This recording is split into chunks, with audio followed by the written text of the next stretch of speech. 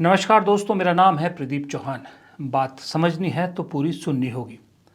दोस्तों, कल बिहार में जिस तरह से बिहार बंद का ऐलान किया बीजेपी ने, क्योंकि वो प्रधानमंत्री मोदी की मां के सम्मान के साथ जो खिलवाड़ हुआ था उनके हिसाब से, उसके विरोध में विरोध बंद किया था। यानी महिला के सम्मान की बात कर रहे थे, माँ के सम्मान की बात कर रहे थे, और जगह जगह देखिए किस तरह के पोस्टर लेके ये बंद चल रहा था, जहां पुरुष भी लिख रहा था कि मैं एक माँ हूं। खैर, माँ और महिला के सम्मान में जो बंद आयोजित किया गया था, उस दौरान कैसे महिलाओं का अपमान हुआ, कैसे इन नेताओं ने, जो नेता हाथ में मैं भी माँ हूं की तख्ती लेके घूम रहे थे और मुंह से गालियां दे रहे थे लोगों की, तो वो सब देख के मुझे राहत इंदौरी साहब का एक शेर याद आ गया। मैंने कहा आज सबसे पहले उसी से शुरुआत की जाए। राहत इंदौरी साहब कहते थे कि झूठों ने झूठों से कहा सच बोलो, झूठों ने झूठों से कहा सच बोलो,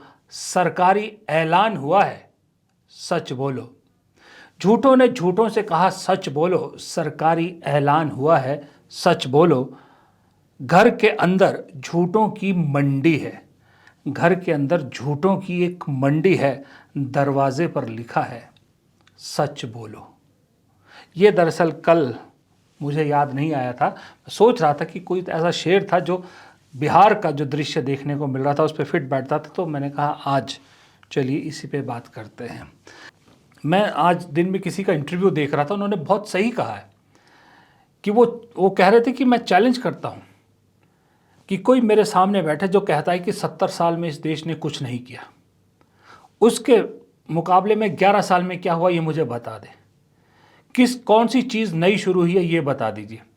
इस 11 साल में सिर्फ और सिर्फ ये हुआ है कि जो पुरानी योजनाएं हैं उन्हीं को बढ़ाया गया है। जो एम्स, मेडिकल कॉलेज, सड़कें, हाईवे प्रोजेक्ट्स, बिजली प्रोजेक्ट्स मनमोहन सिंह सरकार स्टार्ट करके गई थी, मोदी जी ने उन सब के सिर्फ फीते काटे हैं, उनका लोकार्पण किया है। नई चीज़ कुछ नहीं हुई है। ये बात में दम तो है। इसीलिए बिहार जैसा चुनाव लड़ने के लिए माँ का मुद्दा बनाना पड़ रहा है, ना कि विकास का कोई मुद्दा बन पा रहा है। अच्छा, इस सरकार की बेरुखी देखिए, इस हमारे प्रधानमंत्री का जो है वो बेरुखापन देखिए। जब चुनाव आते हैं तो ये वीडियो आप कल से देख रहे होंगे कि सिख की पगड़ी पहन के पंजाब में जाके प्रधानमंत्री रोटियां बेल रहे हैं लंगर में।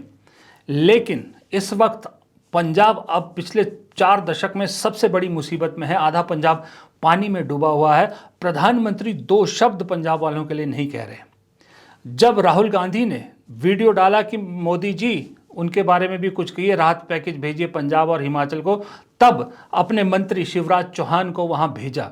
और शिवराज चौहान भी लोगों का दुख तकलीफ जानने की बजाय 10-15 कैमरों की टीम लेके अपने फोटो सेशन करवाने में ज़्यादा जो है मसरूफ़ नज़र आए और लोगों को वहाँ नाराज़गी और बढ़ा के आ गए। मैं तो ये सोचता हूँ कि जो वहाँ बीजेपी के नेता हैं, खासकर जो कांग्रेस से बीजेपी में आए हैं, वो क्या इस वक्त सोच रहे होंगे, उनके दिल पर क्या गुजर रही होगी। ये चीज़ें सब नोट हो रही हैं आज की डेट में। और सबसे बड़ी बात है कि ये विपक्ष वो विपक्ष नहीं है जो 10 साल रहा है। आज का विपक्ष सबसे मुखर विपक्ष है, आज का विपक्ष सबसे तेज विपक्ष है, आज का विपक्ष मुंह पे जवाब देने वाला विपक्ष है। कल जो बीजेपी की फजीयत हुई ना, उसके बाद आज राहुल गांधी की टीम है, या टीम राहुल या कांग्रेस जो पार्टी है, उन्होंने एक ऐसा कदम उठाया है जो सीधे सीधे आप ये कह सकते हो कि वोट चोरी पर एक सर्जिकल स्ट्राइक का काम कर सकती है, या एक सर्जिकल स्ट्राइक कह सकते हैं इसको आप। दरअसल आपको मालूम है कि जो राहुल गांधी हैं उनके पास सिर्फ 3 सरकारें हैं इस वक्त, कर्नाटक, तेलंगाना और हिमाचल। हिमाचल जूझ रहा है इस वक्त प्राकृतिक आपदा से। तेलंगाना सरकार जातिगत जनगणना लागू करके इस पूरे देश में पहला राज्य बन चुका है जिसने राहुल गांधी की एक जो है वो राहुल गांधी का जो सपना था उसको पूरा करने की तरफ कदम बढ़ाया है। उस तेलंगाना की जातिगत जनगणना का प्रेशर ये हुआ कि केंद्र सरकार को झुकना पड़ा और राहुल गांधी के जिस जातीय जनगणना के मुद्दे का मजाक उड़ाते थे उस मुद्दे को मानना पड़ा और जातिगत जनगणना के लिए तैयार होना पड़ा। अब आज राहुल गांधी के दूसरे शहर यानी कर्नाटक की सरकार ने बहुत अहम फैसला लिया है।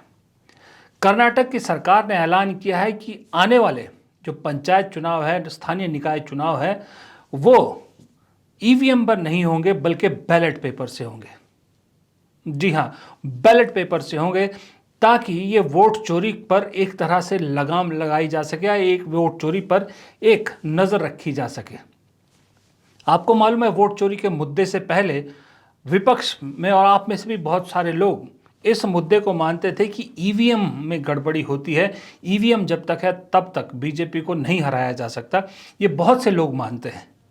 अब ईवीएम पर सर्जिकल स्ट्राइक जो की है कर्नाटक सरकार ने, ये एक तरह से वोट चोरी पर भी सर्जिकल स्ट्राइक मानी जा रही है। This is a political decision which we have taken. We believe it in our ballot system. The government has the powers to recommend to the State Election Commission, and the State Election Commission will do it. Even when the amendment was been passed by the BJP government also, they had also written that either EVM or ballot. So we have choose to take up the ballot. What is wrong in it? There is nothing wrong.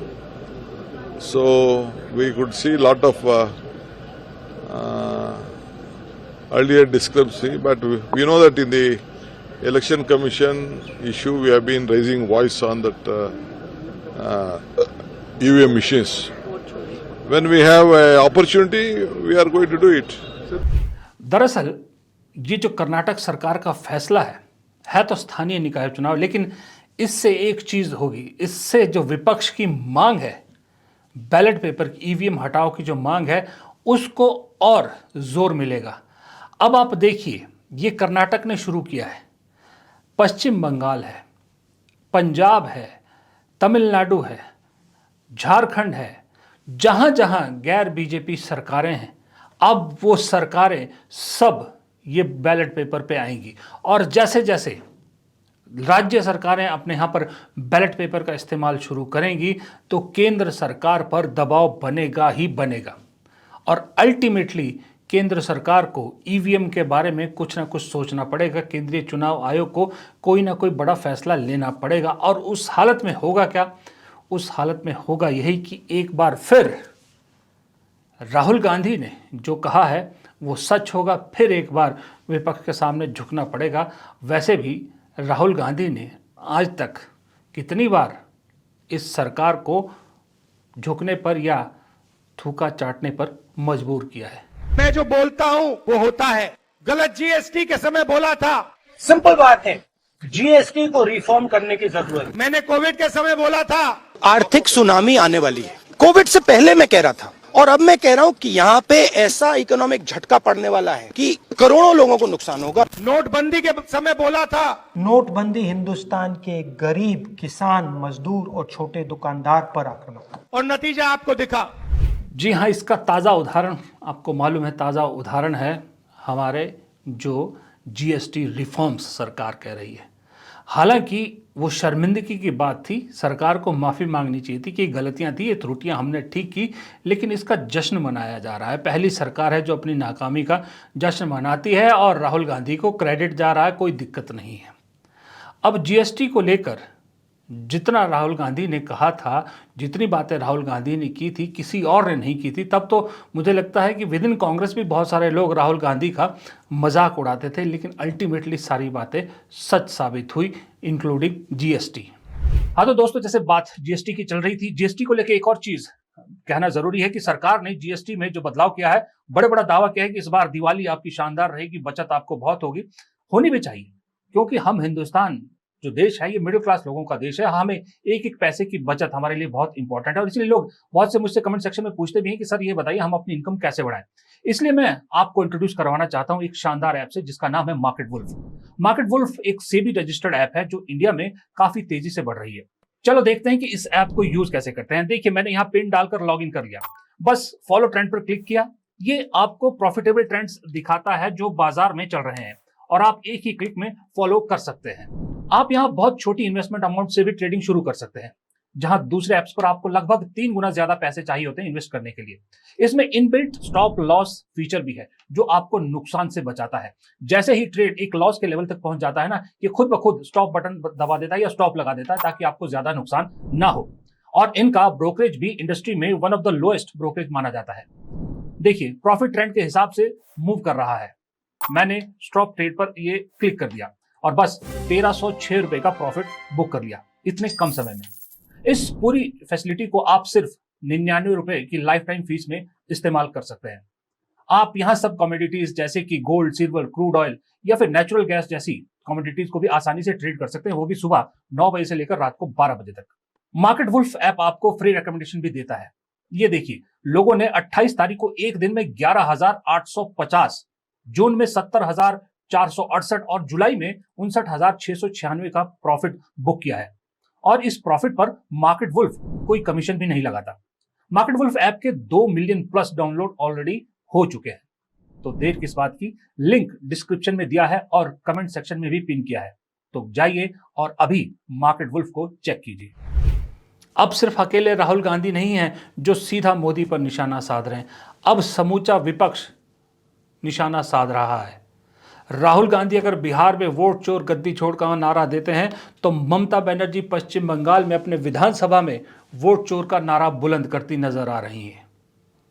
अगर राहुल गांधी कह रहे हैं कि मैं अभी hydrogen bomb, अभी तो atom bomb फूटा था, हाइड्रोजन बम फूटूंगा इस वोट चोरी के मामले में, बड़ा खुलासा करने वाला हूं, तो अखिलेश यादव चेतावनी दे रहे हैं कि जो जो उनके बारे में कहा गया है, टूटी चोर हो चाहे कुछ और हो, भूलेंगे नहीं, हिसाब पूरा पूरा लिया जाएगा। ये इल्जाम लगे हम टोटी ले गए हैं, हमारे घर को गंगा जल से धुला हो गया। आप भूल सकते हो, मैं भूल नहीं सकता, मैं नहीं भूल सकता, मैं नहीं भूल सकता हूं। मैंने आपको कई बार कहा और फिर कहता हूं, मैं टोटी चोरी वाला मामला एक अखबार ने स्टिंग ऑपरेशन किया था, याद करिए आप। एक पत्रकार ने पूरी जानकारी हासिल की थी और उसने कहा था कि आईएएस एक अवनीश अवस्थी है, अवनीश अवस्थी आईएएस एक, और एक अधिकारी भाग्य ओएसडी कौशिक, वो डस्टबिन जितना है, हाइट डस्टबिन जितनी है। अगर बड़ा डस्टबिन कहीं शहर में देखा होगा आपने, तो उतनी जितनी हाइट है उसकी। ये तो किसने बताया था? एक प्रतिष्ठित अखबार के स्टिंग ऑपरेशन में हमें जानकारी मिली है। तो ये बात हम लोग भूलने वाले नहीं है, ये सरकार भी जान ले और सरकार चलाने वाले जान ले। आपको शांति की जरूरत नहीं है, आपका कुछ नहीं बिगड़ेगा। पत्रकार साथी शांत हो गए।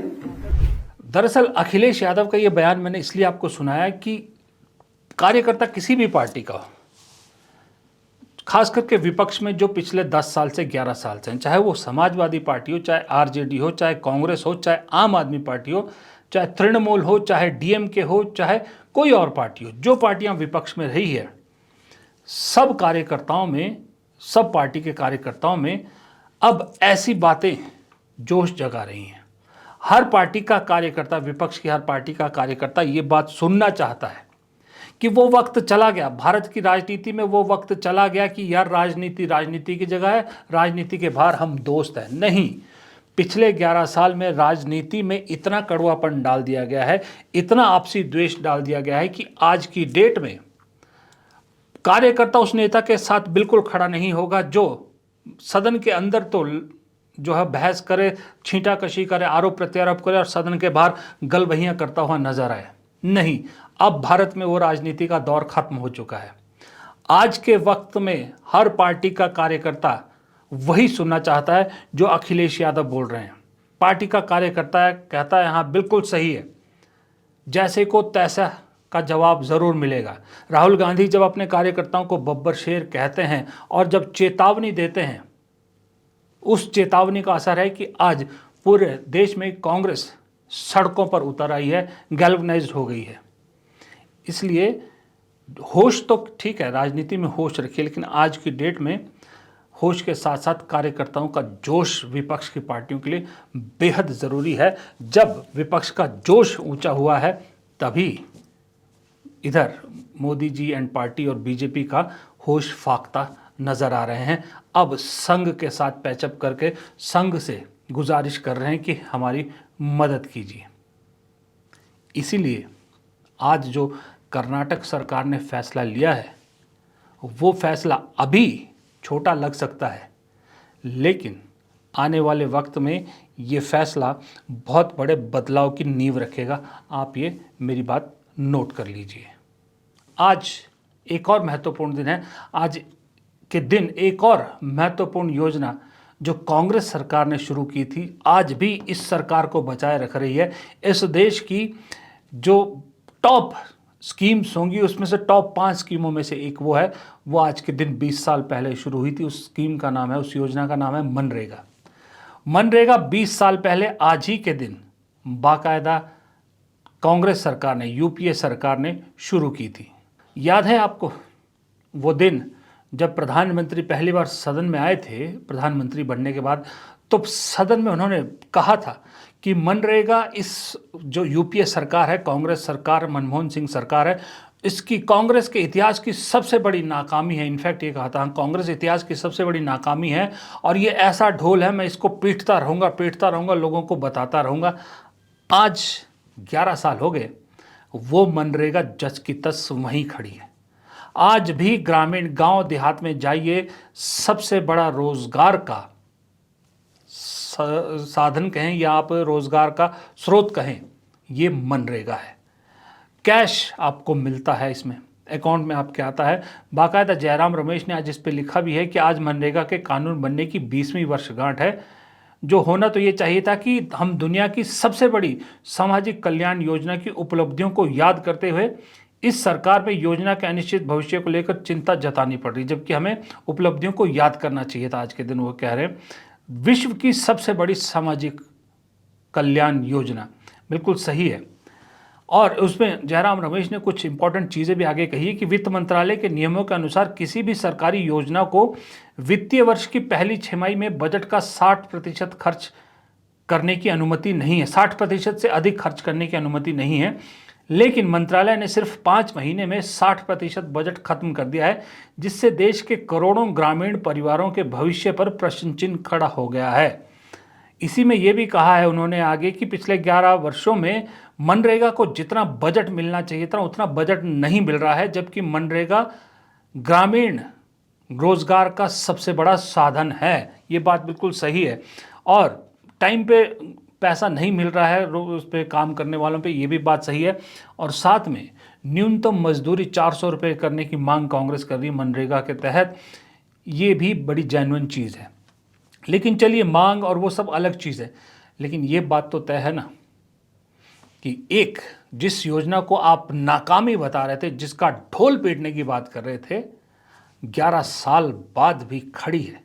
पैसा कम कर दिया आपने, उसमें वो कर दिया, लेकिन आज भी मजबूरी है इस सरकार की कि उस योजनाओं को चलाए रखा है। जैसे ही चुनाव आता है मनरेगा की पेमेंट्स रिलीज होनी शुरू हो जाती है, जैसे ही चुनाव आता है गांव देहात पंचायतों में मनरेगा के काम शुरू हो जाते हैं। यानी आज भी सरकार को लगता है अपनी इज्जत बचाने के लिए अगर कुछ सबसे बढ़िया योजना है तो वो मनरेगा है। जाते जाते आपको एक बार फिर याद दिला दूं कि मार्केट वुल्फ ऐप इंडिया में बड़ी ही तेजी से बढ़ रहा है और इसके 2 मिलियन प्लस डाउनलोड ऑलरेडी हो चुके हैं। तो इस ऐप के साथ अपनी ट्रेडिंग जर्नी शुरू कीजिए, लिंक डिस्क्रिप्शन में है और पिन कमेंट में है। बस आज ही से शुरू हो जाइए। फिलहाल प्रदीप चौहान को दीजिए इजाजत। नमस्कार।